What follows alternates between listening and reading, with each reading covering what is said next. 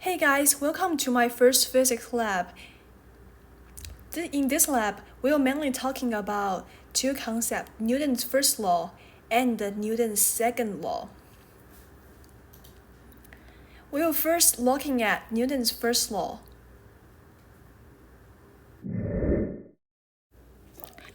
So the Newton's first law says if you stand still and there's no force applied to you, you remain standing still.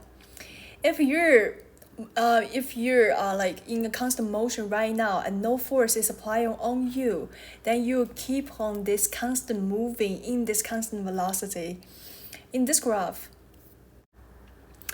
the Newton's second law says the motion of a particle is dependent on the forces acting upon the particle and the particle's masses, which can be concluded in this formula here.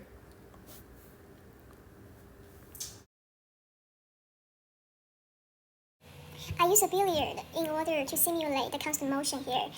In the tracker, I manually set the coordinate system center to be the center of the billiards, and the billiards is moving toward negative x-axis. If I flip the x-axis, the velocity vector will change from negative to positive. Here, the billiard was set at the length reference in order to calibrate. I then setting the point of mass manually frame by frame. As you can see here, the video was trimmed so the ball was completely on the screen. Also, it is not moving in a straight line. That is one source of the error. Now let's look at the code. In the code, all of the original initial conditions, position and the velocity of the billiard are getting from the tracker data.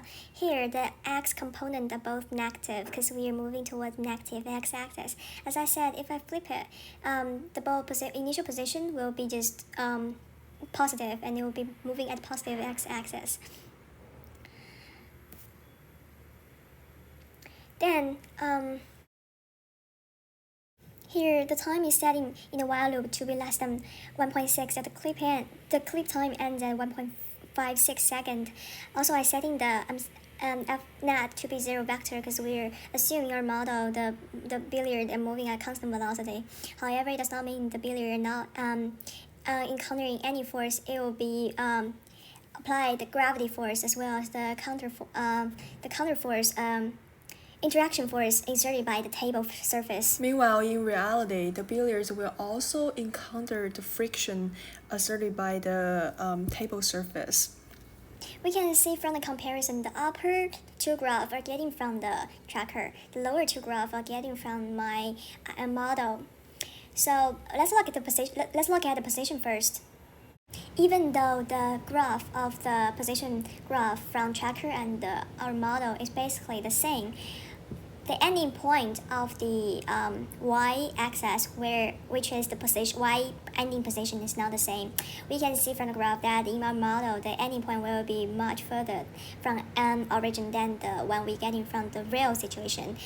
This can be explained by many other reasons, which will be talked about later. For the velocity graph, in the ideal, because we are simulating a constant motion, the graph will be a straight line. However, in the reality, due to the friction and many other reasons, the graph is overall in a decreasing in magnitude manner, which can be shown by the graph extracted by the tracker. Now let's talk about the error, the source of error. First error might be resulting from the point of center, because we are manually setting the point of center on billiards. There might be slight error from the ideal settings. Secondly, the billiards is not moving on an exact straight line.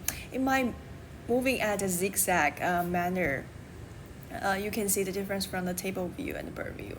Also, due to the table surface, their friction force exists in the reality. In the ideal model, we are ignoring this friction force. So finally, that's the main reason why we are getting a much smaller speed at the end of the experiment.